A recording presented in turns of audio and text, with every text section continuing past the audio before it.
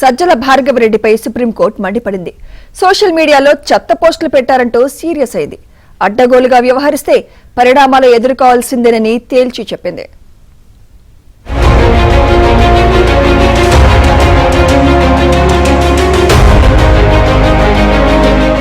YCP social media మాజీ convener Sajjala భార్గవరెడ్డికి సుప్రీంకోర్టులో చుక్కెదురైంది. ఆయన పిటిషన్ను స్వీకరించేందుకు అత్యున్నత న్యాయస్థానం నిరాకరించింది. విజ్ఞప్తులు ఏమైనా ఉంటే హైకోర్టు ముందే చెప్పుకోవాలని స్పష్టం చేసింది. సోషల్ మీడియాలో అసభ్య పోస్టులపై నమోదైన కేసులో తనపై ఉన్న ఎఫ్ఐఆర్లను కొట్టేయాలని ఇటీవల భార్గవరెడ్డి సుప్రీంకోర్టును ఆశ్రయించారు. ఈ పిటిషన్ను విచారణకు స్వీకరించేందుకు జస్టిస్ సూర్యకాంత్ ధర్మాసనం నిరాకరించింది. సజ్జల భార్గవరెడ్డి తరపున సీనియర్ న్యాయవాది కపిల్ సిబల్, ఏపీ ప్రభుత్వం తరపున మరో సీనియర్ న్యాయవాది సిద్ధార్థ్ లూథ్రా వాదనలు వినిపించారు. పాత విషయాలకు కొత్త చట్టాల ప్రకారం కేసులు పెడుతున్నారని కపిల్ సిబల్ చెప్పగా, చట్టాలు ఎప్పటివనేది కాదని, మహిళలపై చేసిన అసభ్య వ్యాఖ్యలు చూడాలని లూథ్రా వాదించారు. ఈ వ్యవహారంలో భార్గవరెడ్డి కీలక సూత్రధారి అని, ప్రస్తుత దర్యాప్తుకు కూడా సహకరించట్లేదని కోర్టు దృష్టికి తీసుకువెళ్లారు. సుప్రీంకోర్టు ముందు చాలా విషయాలు గోప్యంగా ఉంచారన్నారు. టీడీపీ నేతలపై భార్గవరెడ్డి సోషల్ మీడియాలో పెట్టిన పోస్టుల్ని సిద్ధార్థ్ లూథ్రా ధర్మాసనం దృష్టికి తీసుకువచ్చారు. వాటిని పరిశీలించిన ధర్మాసనం తీవ్ర వ్యాఖ్యలు చేసింది. సోషల్ మీడియా పోస్టులన్నీ ఆమోదయోగంగా లేవని ఆక్షేపించింది. ఆ పోస్టులు సీరియస్ గా ఉన్నాయని, బ్యాడ్ టేస్ట్ అని ధర్మాసనం అభిప్రాయపడింది.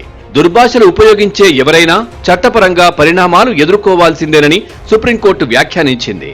ఏపీ హైకోర్టును ఆశ్రయించేందుకు భార్గవ్కు ధర్మాసనం 2 వారాల సమయం ఇచ్చింది. అప్పటిదాకా అతన్ని అరెస్టు చేయకూడదని మధ్యంతర రక్షణ కల్పించింది.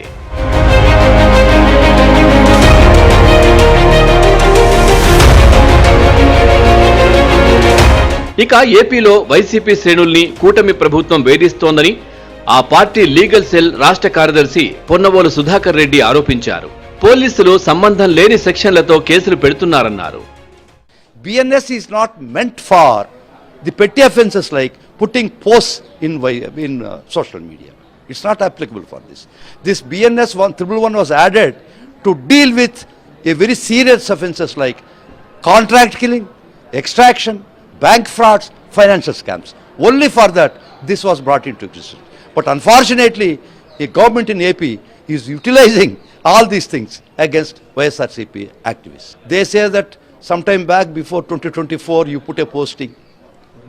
Now we are booking a case against you under BNS just for putting a social media posting. If it is obscene, the law will take care. మరోవైపు 2 వారాల తర్వాత భార్గవరెడ్డికి మధ్యంతర రక్షణ పొడిగించాలా లేదా అన్నది హైకోర్టు నిర్ణయం తీసుకుంటుందని సుప్రీంకోర్టు వెల్లడించింది.